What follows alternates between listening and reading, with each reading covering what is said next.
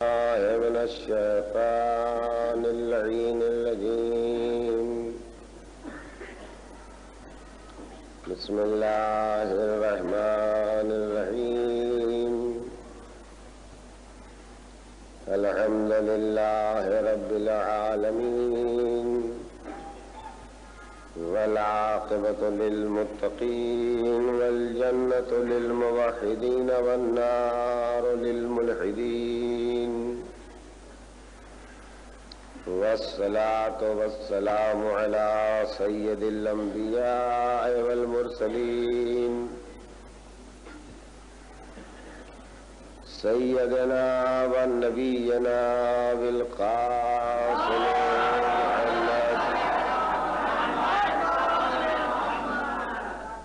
وآله الطيبين الطاهرين المعصومين، واللعنة الدائمة على قاتلهم وغاصبي حقوقهم وأعدائهم إلى يوم الدين. أما بعد، فقد قال الله تبارك وتعالى وهو أصدق القائلين: بسم الله الرحمن الرحيم. فاسألوا أهل الذكر إن كنتم لا تعلمون. صلوات الله.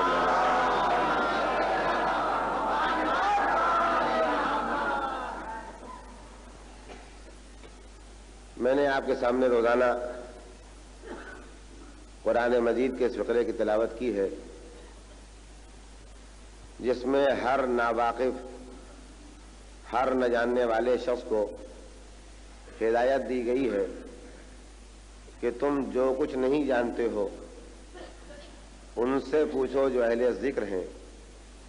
اور میں نے آپ کے سامنے پوری وضاحت کی ہے کہ اہل ذکر سے مراد حضور سرور کائنات جناب محمد مصطفیٰ صلی اللہ علیہ وآلہ وسلم اور آپ کے اہل بیت طیبین و طاہرین علیہم الصلاۃ والسلام. پچھلی تقریروں کا خلاصہ نہ دہرانے کی ضرورت ہے، نہ دہرانا ممکن ہے. البتہ اتنا یاد دلانا ضروری ہے کہ میں نے مسلسل آپ کے سامنے اس بات کی تشریح کی ہے کہ عام انسانوں کے علم کی حدیں اور ہیں اور معصوموں کے علم کی حدیں اور ہیں. اور کل میں نے آپ کے سامنے جس مخصوص بات کی طرف توجہ دلائی تھی وہ یہ تھی کہ ہم جاہل پیدا ہوتے ہیں، ہر معصوم علم لے کر پیدا ہوتا ہے،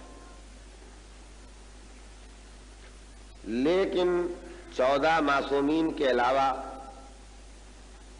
جو اور معصوم ہیں، رسول ہیں، نبی ہیں، ان میں سے کسی نے یہ نہیں کہا کہ سلونی قبل ان تفتدونی، جو چاہو پوچھ لو. یہ دعویٰ علی نے کیا اس لیے کہ علی کا دعویٰ نبی کا دعویٰ ہے اور علی کا دعویٰ ہر امام کا دعویٰ ہے. آج مجھے ایک درمیانی مرحلے سے گزرنا ضروری ہے، یعنی اب تک کے میرے بیانات کا خلاصہ اگر آپ نکالیں تو 2 لفظوں میں نکل آئے گا کہ ہم غیر معصوم انسانوں کو جو جاہل پیدا ہوتے ہیں، ان کو جو علم حاصل ہوتا ہے تو ہم کو وہ ذریعے محسوس ہوتے ہیں، نظر آتے ہیں، معلوم ہوتے ہیں جن ذریعے سے ہم کو علم ملتا ہے. اگر پچھلے بیانات آپ نے فراموش نہیں کر دیے ہیں تو میں نے 3 لفظیں آپ کے حوالے کی تھی کہ ہم یا تجربے سے سیکھتے ہیں، یا تعلیم سے سیکھتے ہیں، یا تربیت سے سیکھتے ہیں. تو اگر تجربے سے سیکھتے ہیں تو دنیا جانتی ہے کہ فلاں چیز کے تجربے سے فلاں آدمی نے فلاں چیز سیکھی، اور ہماری زندگی میں ہسٹری اور تاریخ پڑھائی صرف اس لیے جاتی ہے تاکہ ہم پچھلی قوموں کے تجربوں سے فائدہ اٹھا کے اگلی قوموں کے مستقبل کو سنوار سکیں۔ تو ہمارا ذریعہ علم تجربہ ہے جو محسوس ہوتا ہے، دیکھا جاتا ہے۔ ہم جاہل ہوتے ہیں، اسکولوں میں، مدرسوں میں، کالجوں میں پڑھتے ہیں، ہمارے ہاتھوں میں کتابیں ہوتی ہیں، استادوں کے لیکچرز کے لکھائے ہوئے نوٹس ہوتے ہیں، ہم امتحانات دیتے ہیں، تعلیم کے ذریعے حاصل کرتے ہیں، اور پھر زندگی بھر کتابیں پڑھتے رہتے ہیں، اور جو کتابوں میں نہیں پڑھ پاتے ہیں وہ کتابیں زندگی میں پڑھتے ہیں، وہ کتابیں کائنات میں پڑھتے ہیں، وہ کتابیں دنیا میں پڑھتے ہیں اور سیکھتے جاتے ہیں۔ یہ سارے علم حاصل کرنے کے ذریعے کس کے ہیں؟ ہم انسانوں کے ہیں جو جاہل پیدا ہوتے ہیں اور تجربے اور تعلیم کے ذریعے اور تربیت کے ذریعے علم حاصل کرتے ہیں۔ لیکن یہ 1,24,000 نبی اور اس کے بعد ہمارے 12 امام علیہم السلام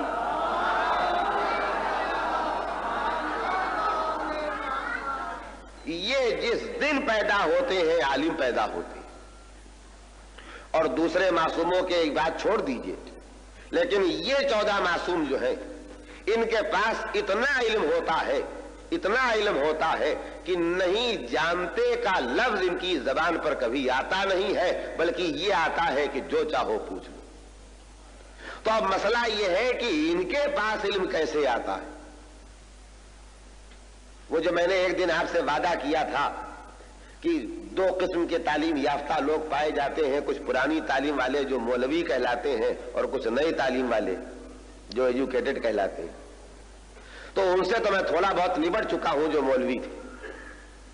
میرا آپ کا یہ وعدہ باقی ہے کہ نئی تعلیم والے جو ہیں ان کو بہت زیادہ شبہ ہے کہ جب تجربے سے نہیں سیکھیں گے، جب مدرسے میں نہیں پڑھیں گے، جب کالج میں نہیں پڑھیں گے، جب ٹیچر سے نہیں پڑھیں گے، جب لیکچرر سے نوٹ نہیں لکھیں گے، جب تربیت نہیں حاصل کریں گے، تو یہ جو تمہارے معصوم نبی ہیں 1,24,000 اور جو 12 امام ہیں ان کے پاس علم آئے گا کیسے؟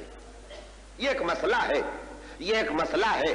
مذہب کے دباؤ سے دماغ مان لے وہ بات اور ہے، دل کے یقین سے مانے وہ بات اور ہے۔ تو میں دباؤ سے نہیں منوانا چاہتا ہوں، میں دل کے یقین سے منوانا چاہتا ہوں۔ اے صلوات بھیجئے محمد علیہ۔ تو بات کی تفصیل نہ کرتے ہوئے بھی کچھ تفصیل کرنا پڑتی ہے تاکہ ہر مجلس میں نئے شریک ہونے والے کے ذہنوں میں وہ سلسلے کلام آ جائے جس پر میں گفتگو کرتا ہوا آیا ہوں۔ تو ہمارے علم کے ذریعے محسوس ہوتے ہیں، نظر آتے ہیں، ہماری علم کی گرفت میں آتے ہیں۔ لیکن معصوم کے پاس جو علم آتا ہے جس کا شک اور شبہ تھا میں نے دور کیا ہے، جو باقی ہے وہ دور کروں گا۔ اس وقت مجھے اس سے کہنا ہے معصوم کے پاس علم آتا ہے، مگر غیبی ذریعے علم سے آتا ہے، ظاہری علم کے ذریعے سے نہیں آتا۔ اب یہیں پر ایک بحث ہے کہ غیبی ذریعے علم کوئی پایا بھی جاتا ہے یا نہیں پایا جاتا۔ آج کے نئے تعلیم یافتہ دماغ، برا نہ مانیے گا اگر میں مولوی ہو کے مولوی پر تنقید کرنے سے باز نہیں آتا ہوں، تو اگر آپ تعلیم یافتہ ہیں تو اگر کہیں پر آپ کے قدم بہک جاتے ہیں تو وہاں پر ٹوکتے ہوئے بھی نہیں ڈروں گا۔ میرے بھائی اگر آپ تعلیم یافتہ ہیں تو آپ کا یہ فریضہ ہے کہ جو چیز آپ نہیں جانتے ہیں آپ یہ کہیے کہ یہ نہیں جانتے ہیں، آپ یہ کہیے یہ ہماری سمجھ میں نہیں آتا ہے، ہم کو سمجھاؤ۔ آپ کو یہ کہنے کا حق نہیں ہے کہ یہ چیز نہیں ہے۔ دیکھیے یہ آج کی جو پھیلی ہوئی بیماری ہے، پہلے اسے پہچانیے۔ نہ سمجھ میں آنے کا کہنا کا، نہ سمجھ میں نہیں آتا یہ کہنا آپ کا حق ہے۔ ہمیں سمجھاؤ یہ مطالبہ کرنا آپ کا حق ہے۔ ایک مرتبہ سمجھ میں نہ آئے تو 100 مرتبہ سمجھنے کا حق ہے، لیکن ہماری سمجھ میں نہیں آتا ہے لہذا نہیں ہے، یہ آپ کا حق نہیں ہے، یہ حد سے گزری ہوئی بات ہے۔ ہم نے کسی چیز کو نہیں جانا تو نہیں جاننا نہ ہونے کی دلیل کہاں ہے؟ نہیں جاننا نہ ہونے کی دلیل کہاں ہے؟ میں ایک مثال سنا دوں۔ میں نے مجلسیں پڑھتے پڑھتے ایک آفس میں نوکری کر لی، خدا نخواستہ، اور فقط کام اتنا ہے کہ فلاں نمبر کی فائل نکال لو، فلاں نمبر کی فائل نکال لو۔ نکالتے رہے. ایک دن ہم نے آگے کہا کہ یہ فائل نہیں, یہ فائل رکھنے والے نے کہا کہ ہے. ہم کہتے ہیں ہم ڈھونڈ کے آئے ہیں لہذا نہیں. تو سچی بات یہ ہے کہ یہ ہم کو کہنا چاہیے کہ تلاش کے باوجود ہمیں نہیں ملی ممکن ہے ہو, تو تلاش کے بعد نہ ملنے کے بعد نہیں ہے کا دعویٰ کرنے کا حق نہیں ہے. تو ویسے ہی جو غیبی ذریعے علم ہے اگر وہ آپ کی سمجھ میں نہیں آئے ہیں تو یہ کہنے کا آپ کو حق ہے کہ ہماری سمجھ میں نہیں آتے ہیں, مگر نہیں ہے یہ آپ کو کہنے کا حق نہیں. اور اگر آپ سننے پر راضی ہیں تو میں آپ کو ایک لطیفہ سناؤں اور وہیں پر بالکل صحیح سیم پوزیشن محسوس ہو جائے گی آج کل کے ان تعلیم یافتہ ذہنوں کی جو نہ جاننے کی بنا پر نہیں ہونے کا دعویٰ کرتے. دیہات سے ایک دیہاتی آ گیا, میرے پاس ایسے کارآمد نسخے بہت رہتے ہیں, یہ میں بات بھی سمجھا لیتا ہوں, مجمع راضی بھی ہو جاتا ہے اور تھکن اتر بھی جاتی. ایک دیہات سے ایک دیہاتی آ گیا اور جن سے ملنے کے لیے آیا وہ ٹیلی فون پر باتیں کر رہے تھے. کس سے باتیں کر رہے تھے وہ دکھائی نہیں دیا اس دیہاتی کو, اس لیے کہ کہیں تھا جس سے باتیں کر رہے تھے. اس نے زندگی میں پہلی مرتبہ ٹیلی فون دیکھا تھا, اس سے پہلے دیکھا ہی نہیں تھا. تو جب وہاں سے نکلا تو کہتا ہوا نکلا ان کا دماغ خراب ہو گیا ہے, ان کا دماغ خراب ہو گیا ہے. اپنے گاؤں پہنچا, جہاں تک جاتا گیا بتاتا گیا فلاں صاحب کا دماغ خراب ہو گیا, یعنی شہر جا کے ایک ہی خبر لایا کہ دماغ خراب ہو گیا. لوگوں نے پوچھا کیسے پتا چلا؟ کہنے لگے ہم گئے گھنٹہ پر بیٹھے رہے, کوئی آدمی نہیں تھا مگر وہ باتیں کیے چلے جا رہے تھے. تو جب کوئی آدمی نہیں تھا تو کس سے باتیں کر رہے تھے؟ تو دماغ تو خرابی ہو گیا ہے یا نہیں؟ تو اب آپ ہنس رہے ہیں, کیوں ہنس رہے ہیں؟ اس لیے کہ آپ کو معلوم ہے کہ سامنے آدمی نہیں ہوتا ہے مگر ٹیلی فون کے ذریعے رابطہ پیدا ہو جاتا ہے. تو اگر کوئی آدمی ٹیلی فون پر باتیں کرتے ہوئے کسی آدمی سے کہے یہ پاگل ہو گیا ہے, نظر نہ آنے والے آدمی سے باتیں کر رہا ہے, تو آپ اسے بے وقوف اور جاہل قرار دیتے ہیں یا نہیں قرار دیتے ہیں؟ تو اگر آپ غیبی ذریعے سے 1000 میل پر بات کر سکتے ہیں تو کروڑوں میل سے اگر وہ اپنے بندوں سے باتیں کر لیتا ہے تو کون سی حیرت کی بات ہے, کون سا انکار کا موقع؟ ایک صلوات اور بھیجے محمد اور آل محمد.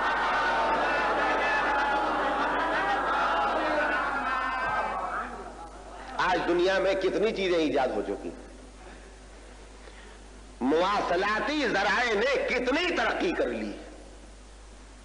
آدمی بولتا, پہلے یہی مثال دیتے تھے, آدمی بولتا امریکہ میں ہے آواز سنائی یہاں دیتی نہیں, اب تو نوبت یہاں تک پہنچ گئی کہ آدمی بولتا زمین پر ہے آواز چاند پر سنائی دیتی, اور بولنے والا چاند پر بولتا ہے اور آواز زمین پر سنائی دیتی. بولنے والا آج چاند پر بولتا ہے, تصویر یہاں دکھائی دیتی. کوئی تصویر کھینچنے والا نہیں ہے, لیکن ہمارے ہاتھوں کا بنایا ہوا ایک آلہ جو پہنچا ہے تو وہ زحل سے, مریخ سے, مشتری سے, منگل سے, ستاروں سے, بڑے اونچے اونچے ستاروں سے تصویریں کھینچ کے بھیج رہا ہے. ہم تصویریں دیکھ رہے ہیں. مجھے ہاتھ جوڑ کے پوچھنا ہے, یہ جس چیز پر انسان یہ سارے ایجادات کر رہا ہے, یہ تم نے کسی چیز سے فائدہ اٹھایا ہے یا بنایا ہے؟ میں ایک لفظ پہلے بول لوں, ذرا ایک سیکنڈ صبر کے ساتھ سنیں. خلقت اور صنعت دو لفظیں, میں مجبور ہوں بہرحال کہیں نہ کہیں میری اردو گاڑی ہو جاتی ہے, کیا کروں. صنعت اور خلقت دو لفظیں, کچھ نہ ہو کچھ نہ ہو اور اس سے کچھ پیدا کر دینا اس کا نام خلقت ہے, اور کچھ ہو اور اس سے کچھ بنا دینے کا نام صنعت ہے. سائنسداں ترقی کر کے سانے بن سکتے ہیں, خالق نہیں بن سکتے. میں بے خبر نہیں ہوں, زمانہ وہاں تک پہنچ گیا ہے کہ انسان کے یہاں اولاد نلکی سے پیدا ہونے لگی. آج پوری کائنات سائنس ناچ رہی ہے, ہم نے نلکی زادے پیدا کر لیے ہیں, ہم نے نلکی کے ذریعے سے بچے پیدا کر لیے ہیں, بیٹی پیدا کر لی ہے, بیٹا پیدا کر لیا ہے. مگر مجھے یہ پوچھنا ہے کہ جو کچھ بھی آپ نے پیدا کر لیا ہے یہ کوئی مادہ لے کے بنایا ہے یا کچھ نہیں ہونے سے پیدا کیا؟ تو معلوم یہ ہوا جب کسی موجود چیز سے موجود چیز بنائی جائے تو وہ صنعت کہلاتی ہے، اور جب کچھ نہ ہو اور پیدا کیا جائے تو اس کو خلقت کہا جاتا ہے۔ خالق وہ خدا ہے جو کچھ نہ ہونے کے بعد بھی سب کچھ پیدا کر سکتا ہے، صانع وہ بندہ ہے جو موجود سے موجود بناتا ہے۔ اے صلوات بھیج دے محمد، اس سے بہتر صلوات بھیجے محمد علیہ وسلم۔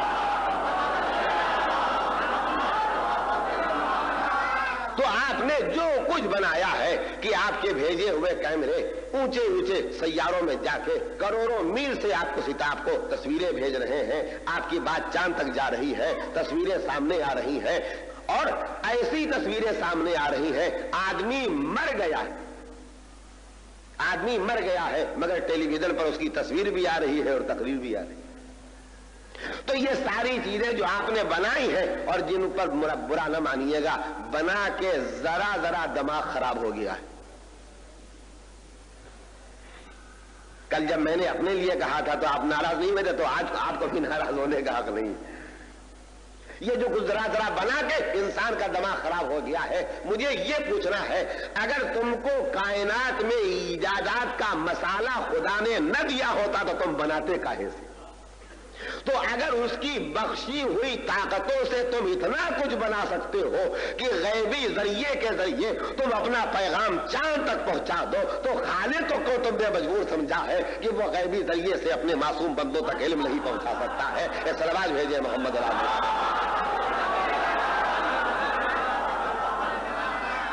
اب پتہ نہیں میں کمزور ہوں کہ آپ کمزور ہیں، آپ صلوات سمجھیں۔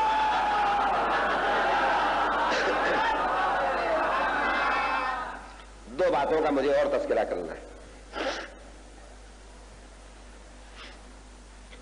دو باتوں کا مجھے اور تذکرہ کرنا ہے جو اس بات کی ضمانت دیں گی، جو اس بات کی دلیل بنے گی کہ دنیا میں کوئی پڑھا لکھا آدمی غیبی ذریعے علم سے انکار نہیں کرتا۔ غیبی ذریعہ علم ثابت کرنا میری ذمہ داری ہے۔ اب کون سا غیبی ذریعہ علم خدا اپنے کس معصوم کے لیے اختیار کرے گا، یہ انتخاب اللہ کے حوالے۔ ایک غیبی ذریعہ علم کا نام وحی ہے،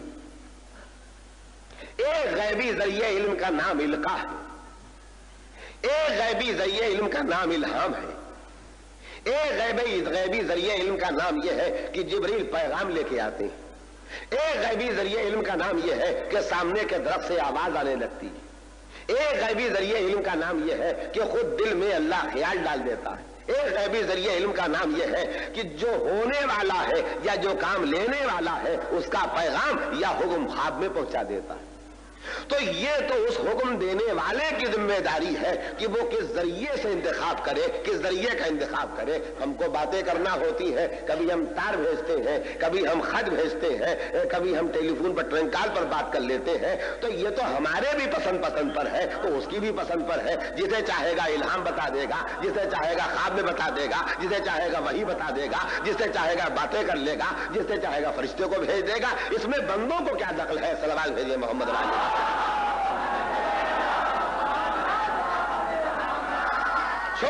چھوڑیے ابھی سارے معصوموں کا ذکر چھوڑیے، 1,24,000 نبی اور 12 اماموں کی بات میں ہو۔ یہ جو مجلس ہو رہی ہے اس میں آپ بول رہے ہیں کہ میں بول رہا ہوں؟ نہیں، اگر بھی لگا لیے تو زیادہ اچھا ہے، یعنی ہم بھی بول رہے ہیں اور آپ بھی بول رہے ہیں۔ تو ایک بات مجھے بتائیے، یہ اپنے لیے ہم کا لفظ استعمال کرنا مجھے کس نے سکھایا؟ آپ کے لیے آپ کا لفظ استعمال کرنا مجھے کس نے سکھایا؟ بہت آسان ہے، 1-2 منٹ ذرا صبر کے ساتھ سن لیجئے۔ اگر دنیا کے ہر سمجھدار کو غیبی ذریعے علم کا اقرار نہ کرنا پڑے تو آپ کے سامنے بیٹھا ہوں ٹوک دیجئے۔ میں، ہم، آپ، تم، لفظیں بہت ہیں، میں نے 4 لفظیں منتخب کر لی۔ یہ ہم کو سکھائی کس نے؟ اکیلے بولنا ہو تو میں بولو، کئی آدمیوں کو بولنا ہو تو ہم بولو، ایک آدمی سے بات کرنا ہو تو تم بولو، بہت آدمیوں سے بات کرنا ہو تو آپ بولو۔ تو ایک ہی جواب آئے گا، हमने जैसी बोली अपने माँ बाप को बोलते सुनी, वैसी ही बोली हमने सीखी। नहीं, कुछ ज्यादा तो नहीं कह सकता हूं, मगर इतना कह सकता हूं कि मैं कच्चा मौलवी नहीं हूं।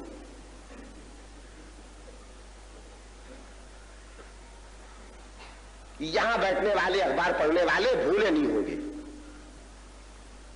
रीछ के गार से भालू जो होता है, गार से एक आदमी का बच्चा पकड़ा गया था हमारे यूपी में,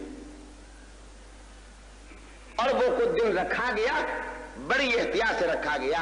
यानी किसी बच्चे पर हुकूमत ने उतना खर्च नहीं किया जितना उस रीछ वाले बच्चे पर खर्च किया। बड़े नाज नखरे बर्दाश्त किए, लेकिन आखिर वो मर गए। तो उन गैरे मरहूम का नाम था रामू। मरहूम तो तभी कहता जब वो मोमिन होते। तो रामू की तारीख क्या है कि कोई बच्चा था जिसे भालू रीछ उठा ले गया, और उसने मारने के बजाय उसे जिंदा रखा और पाला। तो वो भी कच्चा गोश्त खाता था जैसे वो भालू कच्चा गोश्त खाता, और वो भी वैसी ही आवाजें निकालता था जैसा वो जानवर आवाजें निकालता था। इंसान का बच्चा था, अस्पताल में रखा गया, उसे लाख बोली सिखाई गई, मगर वो बोली नहीं सीख सका। आदमी का बच्चा था, मगर चूंकि जानवरों में पला था, लिहाजा रामू इंसान की बोली नहीं बोल सका। तो हम जो बोली बोलते हैं ये किसने सिखाई? अब तो मैं समझता हूं कि बयान का ढाल आ गया है, मजमा तेजी से बढ़ेगा। उनका जिन माहौल में पलता है उन्हीं माँ बाप ने सिखाया। तो अब जरा सा 1 मिनट मुझे और सहारा दे दीजिए। मैंने अपने माँ बाप से सीखा, और उन्होंने अपने माँ बाप से सीखा, और उन्होंने कहिए आज रात भर पूछता रहूं, कहिए शब आशूर तक पूछता रहूं। और उन्होंने अपने माँ बाप से सीखा, और उन्होंने जितना कहिए बस खर्च कर दूं, जितना कहिए ना खर्च करूं। तो मैंने अपने माँ बाप से, उन्होंने अपने माँ बाप से, उन्होंने अपने माँ बाप से। तो ये जो सबसे पहले वाले माँ बाप थे, इन्होंने जबान किससे सीखी? जितनों को तालीम याफ्ता होने का गुरूर है, मैं उनके सामने हाथ जोड़ के पूछना चाहता हूं, जो दुनिया में पहला बाप पैदा हुआ, जो पहली मां पैदा हुई, जो पहला मर्द पैदा हुआ, जो पहली औरत पैदा हुई, उसको जबान किसने सिखाई? भाई हमने तो सीखी अपने माँ बाप से, और अभी मैंने आपके सामने सबूत पेश कर दिया। जो माँ बाप की गोद में नहीं पला, वो रामू इंसान का बच्चा था, मगर बोली नहीं बोल सका। तो ये पहला इंसान कैसे बोला? हम नहीं कहते कि आदम मानिए, आप ही मानिए और जरा चक्कर लगा दे। नई तहकीक तो नहीं है, ये पुरानी हो गई वो भी। यानी ये नजरिया भी अब गोया कि म्यूजियम में रख दिया गया कि आदमी बंदर से पैदा। किसी को हक एतराज क्या है अगर कोई आदमी यही कहता मैं बंदर से पैदा हूं? तो सवाल यह है कि बंदर को तो आज तक बोली नहीं आई। चींची चींची करना तो आता है, मगर बोली नहीं आई। ये आप जो बंदर से पैदा हुए, आप कहां से बोलने लगे? इल्म, अक्ल, साइंस, फलसफा, सारे इंसानों को थक कहना पड़ेगा। 2 ही बातें कहना पड़ेंगी। इनको बोलना कैसे आया हमें नहीं मालूम। इन्हें बोलना कैसे आया हमें नहीं मालूम। तो सवाल यह कि नहीं मालूम से काम नहीं चलेगा। बोलना कैसे आया, नहीं मालूम से काम नहीं चलेगा। इसलिए कि अगर न बोले होते तो जवाब गुंजाइश में निकल सकती थी जवाब में कि नहीं मालूम। लेकिन जब हम बोल रहे हैं तो किसी ने सिखाया कि नहीं सिखाया? तो जब यहां तक बात पहुंचेगी तो हर एजुकेटेड को सर झुका के मानना पड़ेगा, कोई गैबी जरिए इल्म है जिसने सबसे पहले इंसान को जबान सिखाई। तो जो इंसान को जबान सिखा सकता है वो अपने नबी और इमाम को इल्म नहीं दे सकता है। सलावत भेजे मोहम्मद और आले मोहम्मद। एक दुरूद और भेजे मोहम्मद और आले मोहम्मद।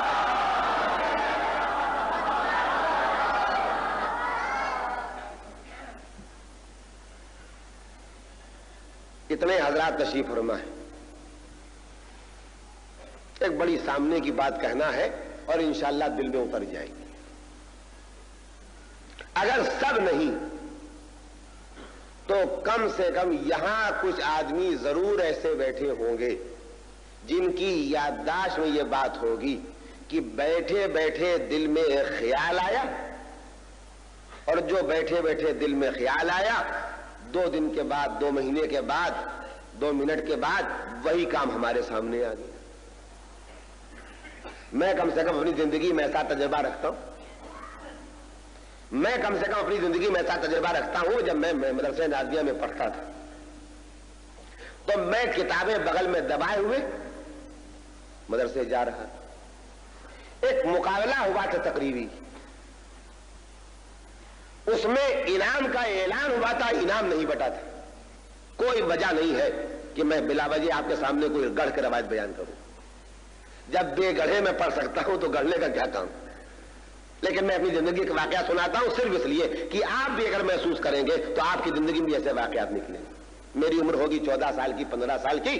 میں کتابیں بغل میں دبائے گھر سے مدرسے جا رہا تھا کہ ایک مرتبہ میرے دل میں خود بخود بغیر کسی ذریعے کے یہ خیال پیدا ہوا کہ وہ جو تقریری مقابلہ ہوا تھا, ڈیبیٹ ہوا تھا, اس کا انعام آج بٹے گا.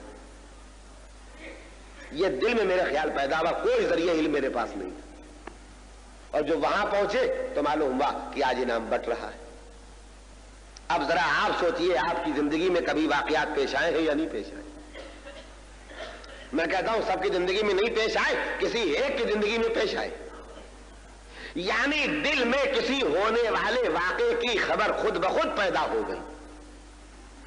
دل گھبرا رہا ہے, دل کہتا ہے کوئی حادثہ ہونے والا ہے, اور خدا نخواستہ خبر آتی ہے بچہ ایکسیڈنٹ میں آ گیا. ایسے واقعات ہیں. اور میں آپ کے سامنے اب توجہ چاہتا ہوں ایک لفظ کہنے کے لیے کہ نتیجہ کیا ہوا. 5 حواس ہے آدمی کے, 5. جو آدمی بدحواس ہو جائے اس کو میں نہیں سمجھا سکتا ہوں, لیکن اگر مجمع حواس میں ہے تو میں سمجھا دوں گا. صلوات بھیجیے محمد علیہ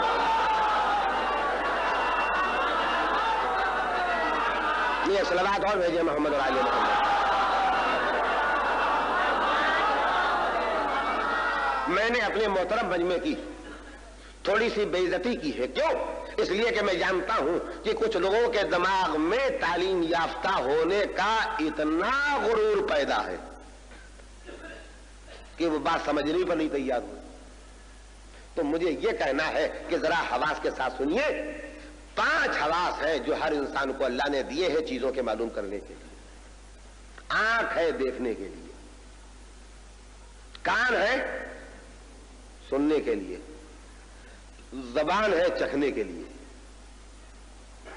ناک ہے سونگھنے کے لیے, ہاتھ پیر جسم کی کھال ہے چھونے کے لیے.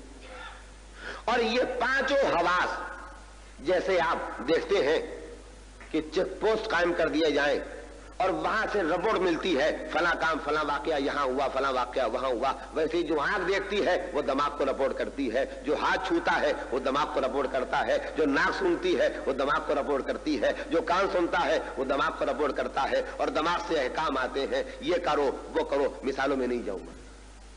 تو ظاہری طور پر ہمارے پاس علم حاصل کرنے کے کئی ذریعے ہیں, 5.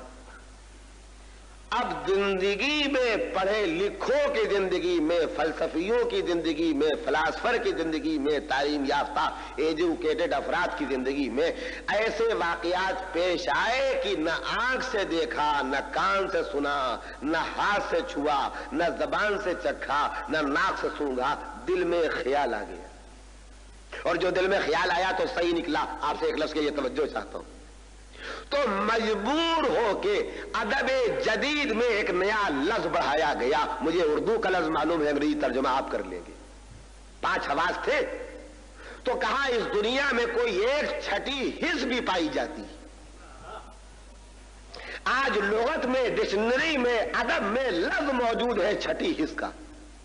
میں پوچھنا چاہتا ہوں پڑھے لکھوں سے, یہ 1/6 حص کا لفظ تمہیں ایجاد کیوں کرنا پڑا؟ کہ جو آنکھ سے نہیں دیکھا, جو کان سے نہیں سنا, جو ناک سے نہیں سونگا, جو ہاتھ سے نہیں چھوا, جو زبان سے نہیں چکھا, مگر معلوم ہو گیا. تو جب معلوم ہو گیا تو ہم کو ماننا پڑا ان 5 کے علاوہ کوئی 6واں ذریعہ علم ہے, لہذا ہم نے رکھا اس کا نام 1/6 حص ہے. تو जब तक लुगत में, नस्र में, नज़्म में, किताबों में छठी हिस्स का लफ्ज लिखा जाए और बोला जाए, तब तक मुझे मिंबर से डट के कहने का हक हासिल है कि आपको भी किसी गैबी जरिए इल्म का इकरार है। ये छठी हिस्स का इकरार नहीं है, किसी गैबी जरिए इल्म का इकरार है। फर्क ये है कि आपने दरवाजे मदीने इल्म का दरवाजा छोड़ दिया है, लिहाजा आप ढूंढते फिरते हैं लफ्ज क्या रखे, और हमारे पास अल्फाज मौजूद है। एक सलवात भेज दे मोहम्मद। तो मैं अपनी आज के बयान को मुख्तसर करते हुए, समेटते हुए ये कहना चाहता हूं कि हमको आपको तस्लीम करना पड़ा कोई गैबी जरिए इल्म है। और भी मेरे पास तस्किरे मौजूद हैं, लेकिन उनको आज सुनाना मकसूद नहीं है। दो बातें मैंने आपको सुनी। इन गैबी जरिए इल्म से कुछ चीजें हमारे हाथ लग गई हैं, तो हम चांद वाले आदमी से बात कर लेते हैं। और जो गैबी जरिए इल्म हमारे पास नहीं भी है, तो कम से कम इस जबान का जबान सीखना दलील है किसी ने गैबी जरिए इल्म को, किसी गैबी जरिए इल्म ने जबान सिखाई थी।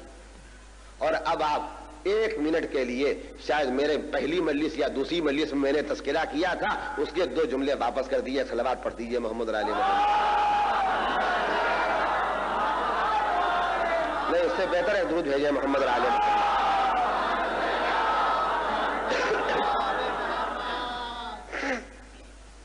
जिस दिन मैंने इस बात की तौज़ीह की थी कि हम इंसान अशरफुल मखलूकात होने के बावजूद जिस दिन पैदा होते हैं उस दिन अपना मामला है ना, तो लफ्ज हल्का करके बोलते हैं, बिल्कुल जाहिल, सस्ते नहीं छूटेंगे।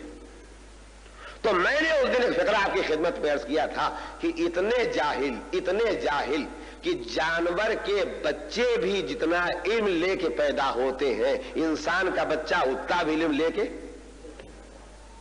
और उस दिन सुन चुके आप, मैं आज सिर्फ दोहराना चाहता हूं कि मैंने याद दिलाया था कि मुर्गी के अंडे से बच्चा निकलता है तो पहचानता है ये गेहूं का दाना है, ये चावल का दाना है, ये दाल का दाना है, और चोंच मार के बताता है ये मेरे खाने की चीज है, ये मेरे खाने का तरीका है। बत्तख का बच्चा अंडे से निकलता है तो पानी पहचान लेता है, पानी में कूदने की कोशिश करता है, और जैसे ही कूद जाता है वैसे ही तैरना शुरू कर देता है। मैं सारे सुनने वालों से हाथ जोड़ के पूछना चाहता हूं, इन जानवरों को किसने सिखाया?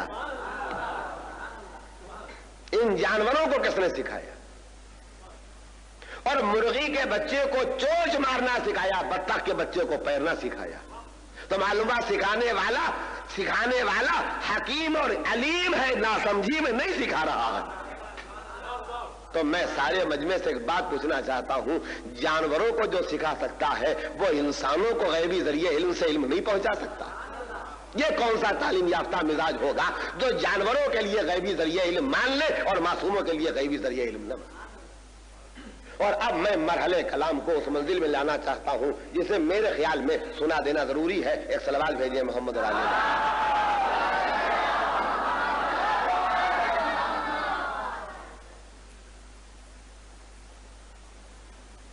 इंदिरा जी,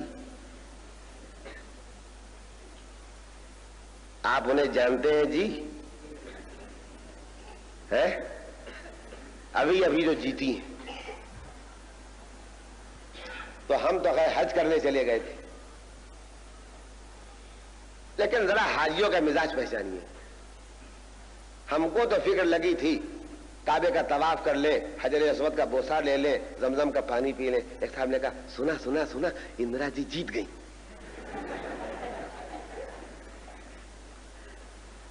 तो हमने भी उलझ कहा चाहा सुना। अब जब अल्लाह ने फिर हज के बाद दुनिया की तरफ वापस कर दिया, एक 2-3 हफ्ते के बाद फिर दुनिया की तरफ वापस आ गए, तो यहां जो अखबार में पढ़ा तो ये पढ़ा कि जो इंदिरा जी को वोट मिले हैं, मैं याद नहीं कर सकता, और अगर हाफिजा मेरा कवि होता तो मैं हाफिज जी बन के कुरान में याद कर लेता। तो उसमें कुछ 7 है, कुछ 3 है, कुछ 1 है, जितने वोटों की तादाद है। उन्होंने कहा कि ये बड़े शुभ तादाद है, یہ ایسے ووٹوں کی تعداد ہے جس سے بڑی کامیابی ملتی ہے. یہ کس نے بتایا؟ ان کا ایک بہت بڑے جوتشی نے بتایا. ایک عجب بات ہے. یہ سارے ایجوکیٹڈ غور کے ساتھ ہاتھ دیکھنے والوں کو ہاتھ دکھا کے قسمت کا حال پوچھتے ہیں اور نہیں شرماتے.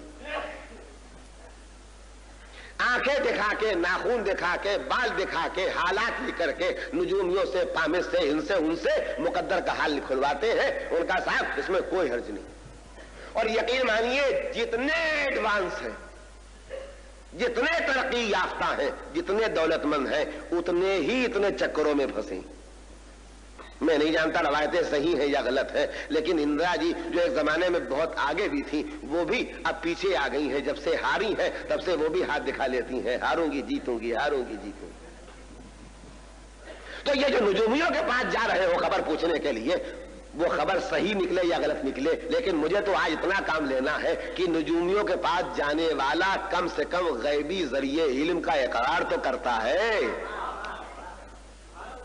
ہاتھ دکھانے والے یہ تو مانتے ہیں کہ کچھ ایسے علم کے ذریعے ہیں جن تک ہماری رسائی نہیں ہے مگر کسی کی رسائی ہے. جادو ٹونے کرنے والے، ان کے پاس جانے والے کچھ تو وہ ذریعے رکھتے ہیں. لیکن میں آپ کے سامنے ایک بات کہنا چاہتا ہوں، اور آج اتفاق سے ایک چیز مجھے ایسی مل گئی بمبئی میں کہ 19 سال میں نہیں ملی تھی. ایک سلوات بھیجیے محمد علیہ نے.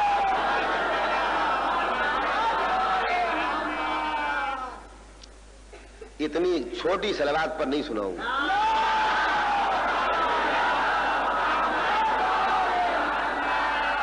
مغرب سے پہلے بھی ہم ایک مجلس پڑھتے ہیں، اور یہ تو میں سمجھتا ہوں بمبئی بھر جانتا ہے کہ مجلس پڑھنے آتے ہیں اور آرام باغ میں رہتے ہیں.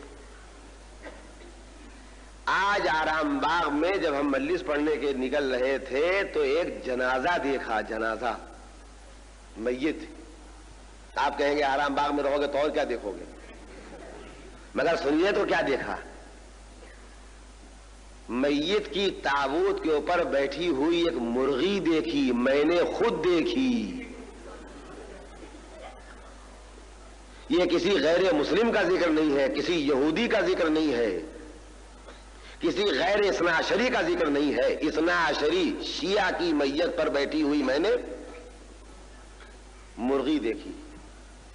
اور پوچھا یہ کیا قصہ ہے؟ کہا آج بدھ کا دن ہے. تو جس خاندان میں، جس کٹمب میں، جس فیملی میں بدھ کے دن کوئی مر جاتا ہے اس کی میت پر مرغی بٹھا دیتے ہیں تاکہ اگلی کوئی موت نہ ہونے پائے. اللہ، اس پڑھی لکھی دنیا میں، بمبئی جیسے شہر میں اثنا عشری جیسا جاندار مذہب پانے کے بعد بھی اتنی توہم پرستی پائی جاتی. یعنی مرغی میں دم ہے موت روکنے کا.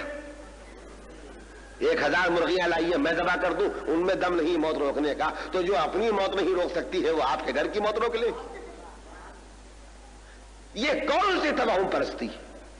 تو اب میں آپ کے سامنے جو مخصوص تذکرہ کرنا چاہتا تھا، میں ایک بلا سے آپ کو بچانا چاہتا ہوں، ایک عظیم بلا سے بچانا چاہتا ہوں. ایک صلوات بھیجے محمد رسول.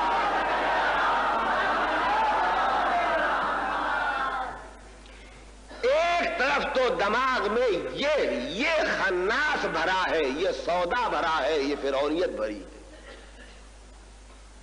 نہیں، کوئی غیبی ذریعہ علم نہیں ہے. معصوم کے پاس علم آئے گا کیسے؟ پڑھیں گے تو آئے گا اور نہیں پڑھیں گے.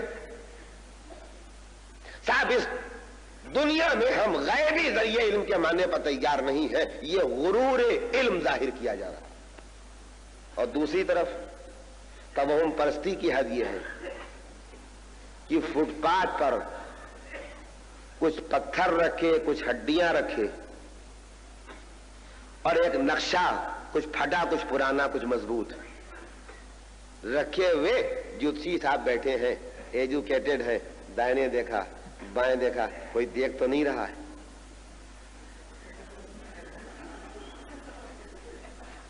ذرا جلدی دیکھ دیجیے گا، جس سودے کے لیے جا رہا ہوں اس سودے میں نفع ہوگا یا نقصان ہوگا. آپ 20 آنے دیتے، میں 5 روپے دوں گا. ذرا جلدی دیکھ دیجیے کوئی مجھے دیکھے نہیں. تو ایک طرف تو توہم پرستی کی حد یہ ہے کہ مقدر کھلوانے کے لیے آپ جاتے ہیں، مقدر کھلوانے کے لیے آپ جاتے ہیں. اور میں اگر اس موضوع پر بولنا شروع کر دوں تو مجلس وقت سے آگے نکل جائے گی. توہم پرستی کا مزاج دیکھنا ہو تو کچھ زیادہ نہیں ہے. ابراہیم رحمت اللہ روڈ پاس کیجئے اور بوری محلے میں چلے جائیے. جو زندگی میں گورنمنٹ کے محتاج تھے، جو زندگی میں گورنمنٹ کے محتاج تھے کہ پیسے دے دے کے اپنے کام نکالا کرتے تھے، آج مرنے کے بعد ان کا مقبرہ چوما جا رہا ہے. جو بیٹے آتے ہیں تو ان کا موٹر چوما جا رہا ہے. یہ توہم پرستی نہیں ہے تو کیا ہے؟ اور اب وہاں کسی کو خیال نہیں آتا کہ ہم ایجوکیٹڈ ہیں. آدم سے لے کے محمد تک کا معاملہ ہے، علی سے لے کے 12ویں امام تک کا معاملہ ہے. تو ایجوکیٹڈ دماغ پر بوجھ ہے، ہم غیبی ذریعے علم نہیں مانیں گے. چہرے پر نور بہت نظر آ رہا، سنا آپ نے؟ اور وہاں پابندیاں لگی، ایک نظر دیکھنا ہو تو اتنے روپے، اور 5 میٹر سے دیکھنا ہو تو اتنے روپے، اور 1 میٹر سے دیکھنا ہو تو، اور ہاتھ ملانا ہو. اور ہم نے تو سنا ہے کہ لڑکا چاہے لاکھ بالغ ہو جائے مگر جب تک وہ ہاتھ رکھ کے سر پہ نہ کہہ دے کہ ہاں 15 سال کا بالغ ہو گیا، تب تک بالغ ہوتا ہی نہیں. یہ میں کس کی باتیں کر رہا ہوں؟ یہ جاہلوں کی باتیں کر رہا ہوں. یہ پڑھے لکھے اسی بمبئی کے ہیں یا نہیں؟ داڑھی رکھنا واجب، منڈانا حرام. داڑھی رکھنا واجب، منڈانا اما منڈانا مگر کہو تو حرام. ہاں، داڑھی رکھنا واجب، منڈانا حرام. اور جو منڈائے وہ امام، جو منڈائے، داڑھی منڈانا حرام اور جو منڈائے وہ امام. اور کون سی تصویر خریدو گے، کون سا پوز لوگے؟ یہی ایجوکیٹڈ ہے، یہی ایجوکیٹڈ ہے، اپر کلاس والے. تو میں پوچھنا چاہتا ہوں یہ کیا بلا جبی ہے کہ ایک طرف آپ سچے حقائق سے انکار کر رہے ہیں اور دوسری طرف آپ توہم پرستی میں نجومیوں کے پاس جا رہے ہیں، پامسٹوں کے پاس جا رہے ہیں، مقدر کھلوانے والوں کے پاس جا رہے ہیں، اندھی تقلید کر کے کچھ نہ ہونے کے باوجود بھی سر جھکائے دیتے ہیں، سب کچھ مانے لیتے ہیں، دین ایمان پیچھے ڈالتے ہیں. دب نہیں ہو سکتے اجازت کے بغیر، نکاح نہیں کر سکتے اجازت کے بغیر، جی نہیں سکتے اجازت کے بغیر، بالغ نہیں ہو سکتے اجازت کے بغیر. یہ توہم پرستی نہیں تو کیا ہے؟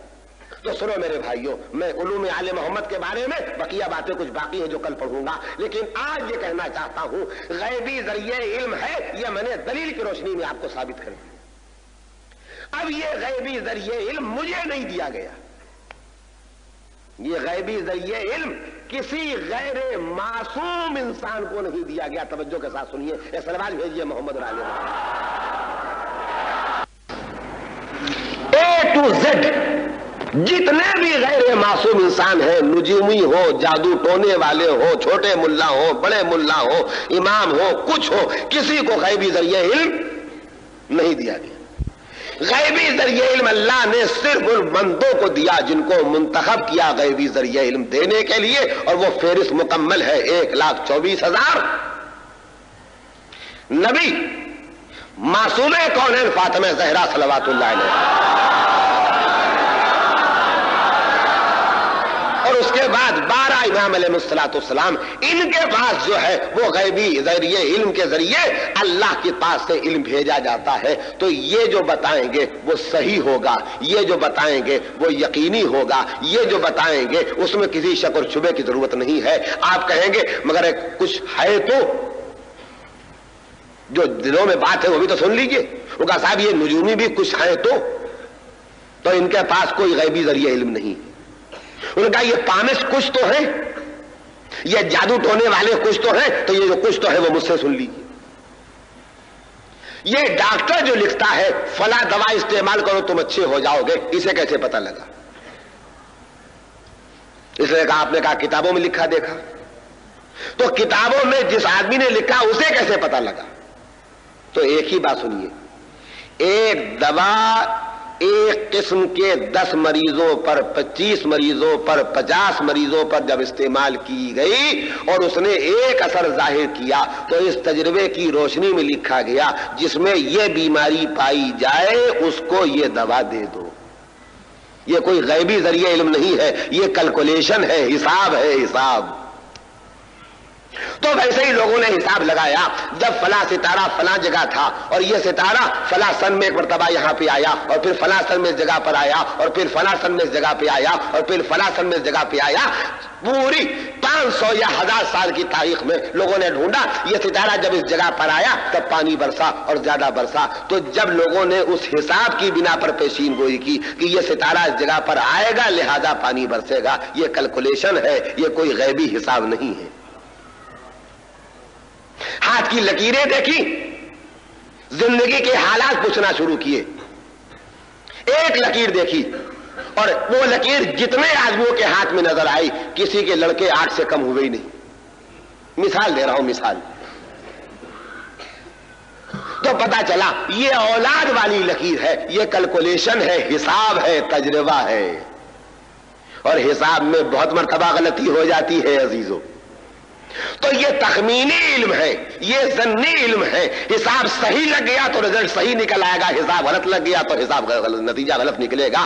جیسے ایک ہی ڈاکٹر کی دوا کبھی فائدہ کرتی ہے کبھی نقصان کرتی ہے، ویسے ہی جتنے بھی حساب کرنے والے ہیں ان سے غلطی بھی ہو سکتی ہے، ان سے صحیح جواب بھی مل سکتا ہے۔ لہذا نبی اور آل محمد نے آواز دی ان کی بتائی ہوئی خبروں پر کوئی بھروسہ نہ کرنا، یہ صحیح بھی ہوگا یہ غلط بھی ہوگا، تمہاری قوت عمل کمزور ہو جائے گی۔ اگر قوت عمل مضبوط کرنا چاہتے ہو، کام کرنے کی نیت تم کرو، مدد ہم سے مانگو اور خدا سے دعا کرو، انشاءاللہ کارواں آگے بڑھتا جائے۔ صلوات بھیجے محمد، ایک صلوات اور بھیجے محمد اور آل محمد۔ سنانا میرا کام ہے، سننا آپ کا کام ہے، عمل کرنے والے کی ذمہ داری، عمل کرنے والے کی ذمہ داری ہے۔ یہ جتنے بھی ذریعے ہیں ان سب سے مقدر کھلوانا، خبریں معلوم کرنا مذہب نے حرام قرار دیا ہے، حرام۔ اس لیے کہ ان کے بعد جب پکا علم نہیں ہے تو ان کے بعد جا کے اپنا عقیدہ کیوں خراب کرو گے؟ اور اگر تم کو غیبی رائے چاہیے، دیکھیے کیسا کریم ہے، کیسا مہربان ہے۔ کیا تمہارا دل راضی نہیں ہوتا؟ تمہارے دل کی تشویش نہیں جاتی؟ تمہارا تذبذب اور تردد نہیں جاتا؟ تو سنو، ہم نے اپنے غیبی ذریعے علم سے نبیوں کو نوازا تھا، رسولوں کو نوازا تھا، اماموں کو نوازا تھا، لیکن تمہارا دل اگر بہت بے چین ہے، تمہارا دل اگر چاہتا ہے کہ ذرا ہم کو بھی غیبی علم کا کچھ سہارا مل جائے، فیصلہ کرنے میں آسانی ہو جائے، تو کیوں گھبراتے ہو؟ جہاں چاہنا استخارہ دیکھ لینا، میں رائے دے دوں گا۔ ایک سوال بھیجے محمد راجی۔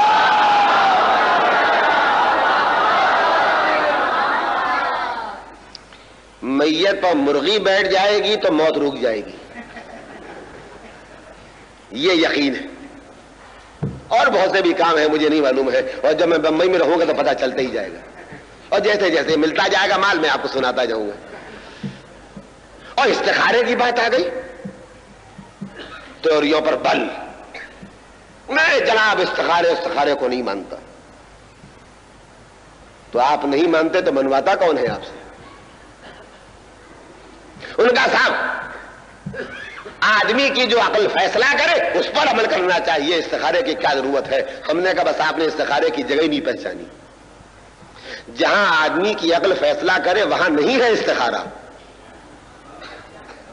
جہاں آدمی کی عقل فیصلہ کرے وہاں نہیں ہے استخارہ۔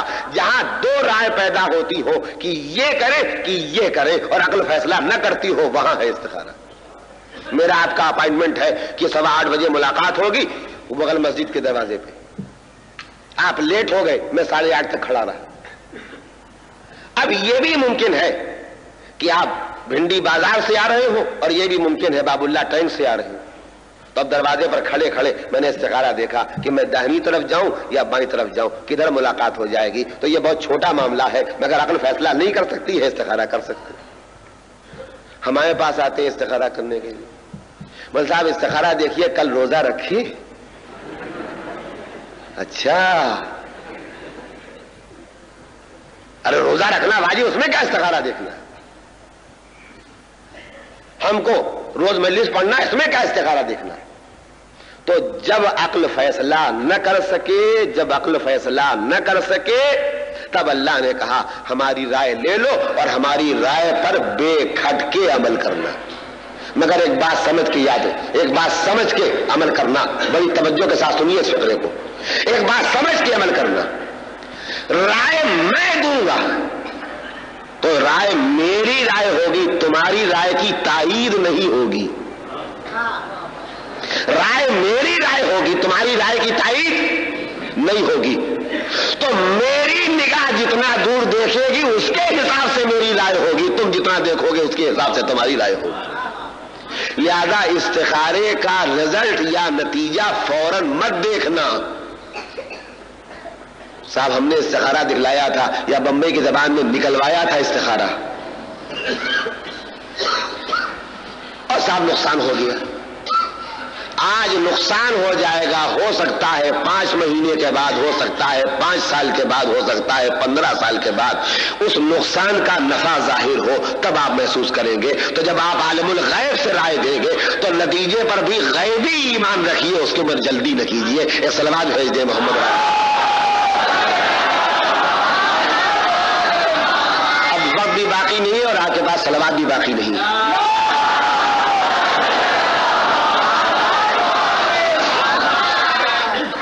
ایک تو میں آپ کو بتانا چاہتا ہوں کہ صرف ہم اثنا عشری شیعی استخارہ نہیں دیکھتے ہیں، بلکہ دوسرے مسلمان فرقوں میں بھی استخارہ پایا جاتا ہے۔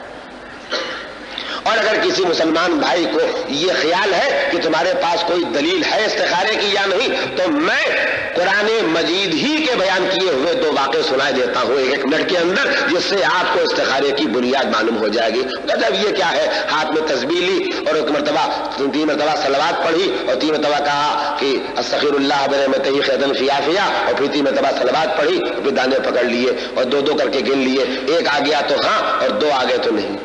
تو جب مٹھی میں پکڑے تو کچھ دانے تو آ ہی جائیں گے۔ قرآن میں 2 واقعے موجود ہیں، 2 واقعے موجود ہیں جن میں بنیاد استخارے کی بنیاد کا ثبوت موجود ہے۔ ایک منٹ میں سن لیجیے۔ جناب یونس کشتی میں بیٹھے، پچھلا واقعہ میں نے چھوڑ دیا، اور بہت سے مسافر بیٹھے اور کشتی بھنور میں چکر کھانے لگی۔ تو بیٹھے ہوئے مسافروں نے یہ کہا کہ معلوم یہ ہوتا ہے کہ اس کشتی میں کوئی ایسا مسافر ہے کہ جب تک وہ کشتی سے اتر نہیں جائے گا یہ کشتی نجات نہیں پائے گی۔ اب وہ مسافر کون ہے؟ وہ مسافر کون ہے؟ تو قرآن مجید یہ بیان کرتا ہے کہ قرآن اندازی کی گئی، یعنی نام لکھا تیر ڈالا، نام لکھا تیر ڈالا، نام لکھا تیر ڈالا اور پھر نکالا، تو 3 مرتبہ جناب یونس کا نام نکلا، اور جب جناب یونس کا نام نکلا تو جناب یونس کود گئے، نبی تھے اللہ کے، اور جب کودے تو مچھلی منہ کھولے تھی، منہ کے اندر سما گئے۔ تو یہ کیا تھا؟ اگر ناواقفیت کے موقع پر قرآن اندازی کے ذریعے سے یہ طے کرنا جائز تھا کہ کس کو کودنا چاہیے، اگر ناجائز ہوتا تو جناب یونس کبھی نبی ہو کے راضی نہ ہوتے۔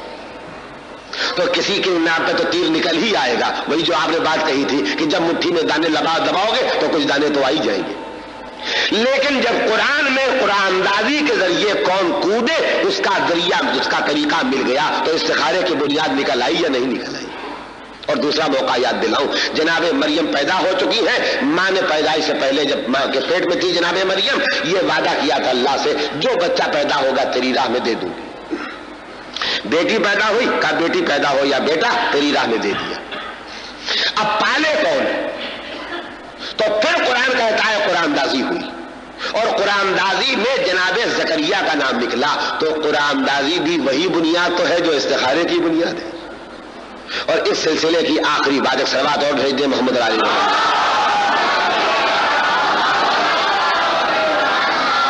اس سے بہتر ایک درود بھیجیں محمد علی۔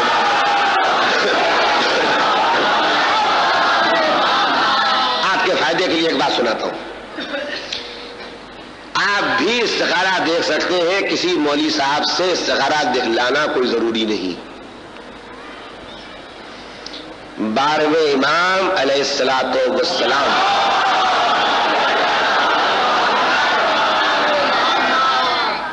کہ نام سے جو منسوب استخارہ ہے وہ یہ ہے کہ آپ کے ہاتھ میں تسبیح ہو اور 3 مرتبہ آپ صلوات پڑھیں اور اس کے بعد دانے پکڑ لیں اور 2 کر کے گنیں. اگر 1 آ جائے تو ہاں، اور اگر 2 آ جائیں یعنی کچھ نہیں بچے تو نہیں. یہ ہے استخارہ. استخارے کی اور قسمیں بھی ہیں ذات الرقا. لیکن میں نے بمبئی میں ذرا زیادہ رواج دیکھا ہے کہ لوگ قرآن مجید سے استخارہ دکھاتے ہیں. تو ایک حقیقت سن لیجئے، آپ کے فائدے کے لیے کہتا ہوں. قرآن مجید سے تفاعل دیکھا جاتا ہے، استخارہ نہیں. استخارے کے مطلب کیا ہے کہ اللہ کی رائے کیا ہے. اور جب آپ قرآن مجید سے استخارہ دکھاتے ہیں تو مولوی کی رائے ہوتی ہے، وہ اللہ کی رائے نہیں ہوتی. اس لیے کہ قرآن جب کھولیں گے تو اس میں تو ہاں نہیں لکھا نہیں ہوگا. امام نے تو بتا دیا کہ تسبیح کے دانے پکڑو، 1 بچے تو ہاں اور 2 بچے یا نہیں بچے تو نہیں. لیکن اب قرآن مجید کی جب آیت ہم کھولیں گے تو اس میں کون سی آیت نکلتی ہے، اس سے کیا مطلب نکلتا ہے، یہ مطلب مجھے نکالنا پڑے گا، یہ مطلب آپ کو نکالنا پڑے گا. تو یہ جو قرآن مجید کا استخارہ کہلاتا ہے یہ استخارہ نہیں ہے، یہ تفاعل ہے جس میں خدا کی رائے معلوم کرنے کے لیے بندے کو اپنی رائے شامل کرنا پڑتی ہے. اگر آپ مجھ سے پوچھتے ہیں تو میں قرآن مجید سے تفاعل نہیں کرتا، میں براہ راست تسبیح سے رائے لیتا ہوں، اس لیے کہ اس میں اپنی رائے شامل ہوتی ہے، اس میں براہ راست مالک کی رائے شامل ہوتی ہے. ایک سلوات بھیج دینا.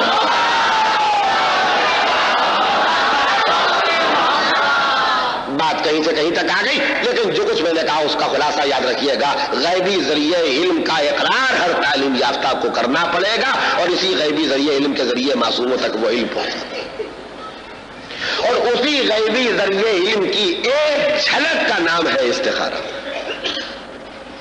اور آخری فقرہ مجھے کہنا ہے، مجلس تمام کرنا ہے، کہ جب استخارہ دیکھ کے عمل کیجئے تو پھر بے نیاز ہو جائیے کہ نفع ہوگا یا نقصان ہوگا. مالک تیری رائے پر عمل کر رہے ہیں تو نفع ہی نفع ہو. جلدی والا نفع نہ ڈھونڈیے. جب مالک تیرے حوالے کر دیا تو اگر نقصان بھی ہوگا تو ہمیں یقین ہے کسی اور نقصان میں کوئی نفع ہونے والا ہے، تب تو نے نقصان دیا. جلدی نفع کے جو قائل تھے وہ یزید کے لشکر میں تھے. جنگ ختم ہو جلدی، حسین کا سر کٹے جلدی، یزید سے انعام پائے جلدی. اور جو خدا کی رائے کے مطابق نقصان برداشت کر رہے تھے اگلے نفع کے لیے، وہ تھے حسین کے ساتھی.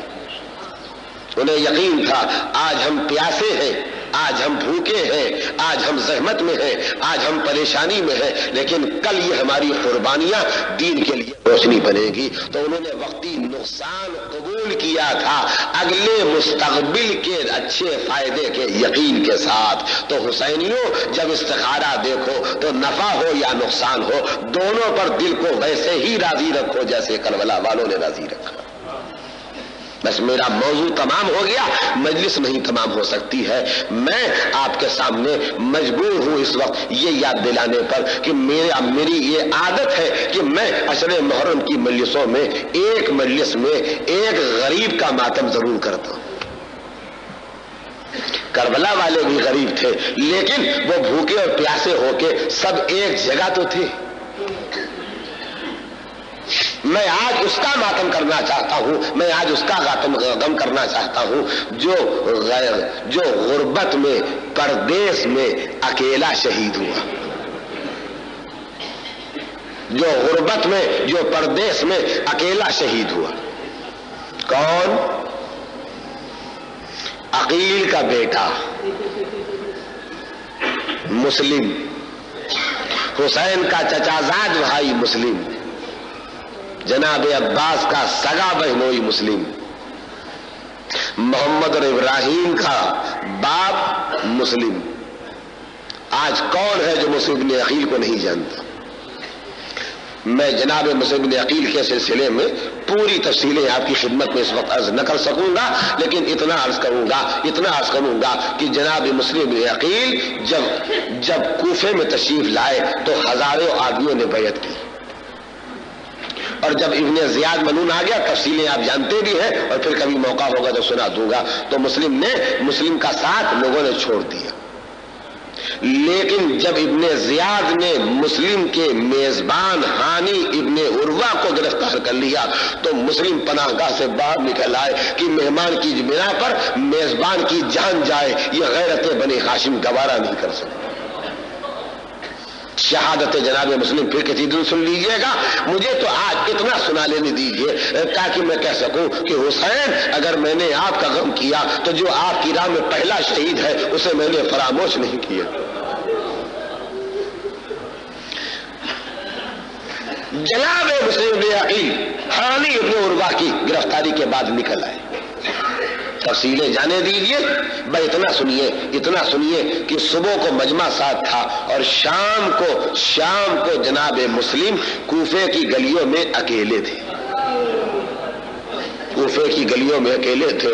میں کسی کے درجے کو گھٹا نہیں سکتا، میں کسی کے درجے کو بڑھا نہیں سکتا، لیکن پھر بھی میں ایک بات کہنا چاہتا ہوں، جب قاسم پر گھوڑے دوڑ رہے تھے تو کم سے کم قلب قاسم کو اتنی تسلی تو تھی کہ چچا موجود ہے، آواز دے رہے تھے چچا آئیے جلد آئیے۔ جب عباس کے شانے قلم ہوئے اور عباس کے سر پر لوہے کا گوز پڑا اور شیر زمین پر گرا تو کم سے کم عباس کو اطمینان تھا کہ مولا موجود ہے، آواز دی آقا خبر لیجئے۔ علی اکبر جانتے تھے باپ میرے سرحانے نہیں آ سکتا ہے، اس لیے کہ ٹوٹی کمر تھام کے میں نے بازو پکڑ کے چچا کے سرحانے پہنچایا تھا، مگر پھر بھی کم سے کم اکبر کو اتنا اطمینان تھا کہ باپ تک میری آواز جا سکتی ہے۔ آواز دی، وعلیکم السلام، یا بتا اے بابا آخری سلام لے لو، میرے بھائیوں، میری بہنوں، میرے بچوں، میرے نوجوانوں، آؤ روئے، اس غریب کو روئے جو کوفے کی گلیوں میں تیر کھا رہا ہے، جو کوفے کی گلیوں میں تلواروں سے مارا جا رہا ہے، جو کوفے کی گلیوں میں نیزوں سے مارا جا رہا ہے، اور کسی کو آواز نہیں دے سکتا، کوفے میں کوئی موجود نہیں ہے، مختار ہے تو قید خانے میں ہے، ہانی ابن عروہ ہے تو ابن زیاد کے پاس گرفتار ہے، اور مسلم ہے تو اکیلے۔ نہیں، تفصیل پھر مجھے اتنا سنانے دیجئے کہ مسلم کے دل میں بار بار خیال آتا تھا، ارے کوئی تو ہوتا جسے میں پکار لیتا،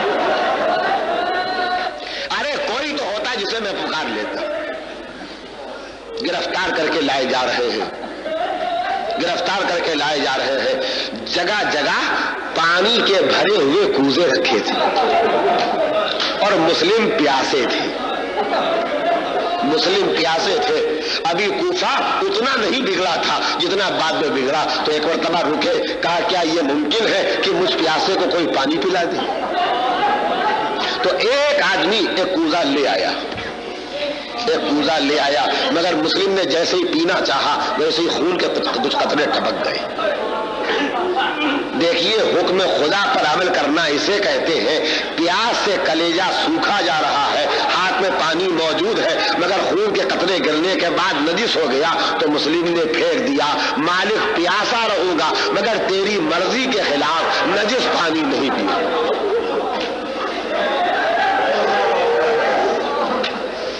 آگے بڑھے، پھر پانی نظر آیا، کیا کوئی ہے جو مجھے پانی پلا دے؟ پھر خون کے قطرے ٹپک گئے، پھینک دیا۔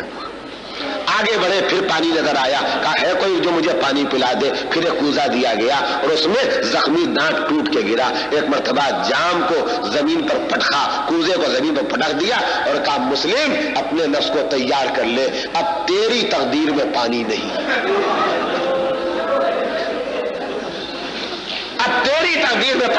ہے۔ اور شاید مسلم کے دل کو یقین بھی آ گیا ہو کہ اب مجھے پانی ملنا بھی نہیں چاہیے، اس لیے کہ جس حسین کا میں سفیر ہوں وہ کربلا میں بھوکا پیاسا ذبح کیا گیا، گزر گئے ان منزلوں سے، مگر دل میں بے چینی رہی، ارے کوئی مل جاتا جس سے راز دل کہہ دیتے۔ ایک مرتبہ ابن زیاد کے دربار میں پہنچے، کہا تم میں کوئی ایسا مسلمان ہے جو میری وصیتیں سن لے؟ ہائے ہائے، عباس کو یہ نہیں کہنا پڑا کوئی ہے جو وصیتیں سن لے، اس لیے کہ وصیت سننے والا سرحانے موجود تھا، میرے مولا میری لاش نہ اٹھائیے گا۔ لیکن ہائے کوفے کا پردیسی، ہے کوئی جو میری وصیت سن لے؟ کوئی نہ اٹھا۔ صرف دکھاوا کرنے کے لیے اور یہ معلوم کرنے کے لیے کہ مسلم کے دل میں اب بھی کون سے خیالات و جذبات ہیں۔ ایک مرتبہ ابن زیاد نے خود ایک آدمی سے کہا سن لے وصیت، سن لینے میں کیا حرج ہے؟ تو مسلم نے وصیتیں 3 کی۔ پہلی وصیت یہ کی کہ میں کوفے میں کچھ قرضدار ہوں، یہ میری تلوار و زرہ بیچ کے میرا قرض ادا کر دینا۔ مسلم پیغام دیتے گئے قرضدار نہ مرنا، اور اگر قرضدار مرنا تو قرض کے لیے وصیت کر کے مرنا۔ مزاج مسلم پہچانو۔ میں ترتیب بدلے دے رہا ہوں اور دوسری وصیت کی کہ میری لاش کو دفنا دینا، لیکن تیسری وصیت کی جو پہلے کی تھی کہ کوئی ایسا بھی ہے جو میرے مولا کو خبر کر دے کہ کوفے نہ آئے۔ 1 منٹ پڑھوں گا اور مجلس تمام کر دوں گا۔ مسلم کی وصیت پر عمل نہیں کیا گیا اور وہی اعلان ہو گیا کہ وصیت پر عمل نہیں ہوگا۔ ایک مرتبہ جلاس کے حوالے کیے گئے جناب مسلم نے عقیل کہا لے جاؤ اور لے جا کے مکان کی چھت پر انہیں قتل کر دو۔ بس اب تک مسلم کا پردیسی مسلم کا دل بے چین تھا، کوئی مل جاتا درد دل کہہ دیتے، کوئی مل جاتا وصیتیں کر لیتے، کوئی مل جاتا ہم کو ہمارے حال میں دیکھ لیتا، کوئی نہ تھا۔ میں ایک فقرہ سنیے اور میں مجلس تمام کروں۔ جلاد نے تلوار نکال کے مسلم کی گردن کا نشانہ لیا، اس نے تلوار لگاتے دیکھ کے ایک مرتبہ مسلم وہیں پر چھت پر کھڑے مکے کی طرف مڑے اور کہا السلام علیکہ یا مولایا یا ابا عبداللہ، اے میرے مولا حسین میرا سلام لے لو۔ اے غریب میں نے تیرے دل کی بے چینی پہچان لی، پہچان لی۔ مسلم نے کہا مولا سلام۔ تلوار کا وار ہلکا پڑا، گردن پر زخم آیا مگر گردن کٹی نہیں۔ مڑ کے کہا جب تلوار لگاتا ہے تو گھبرا کے کیوں لگاتا ہے؟ جلاد دوبارہ تلوار لگانے کے لیے تیار ہوا، مسلم نے دوبارہ رو کیا مولا خدا حافظ الحافظ، یہ غربت میں تمہارا صغیر جا رہا ہے۔ سر کاٹ کے لے آیا، لاش چھت کی بلندی سے زمین پر پھینک دی گئی۔ سیعلم الذین ظلموا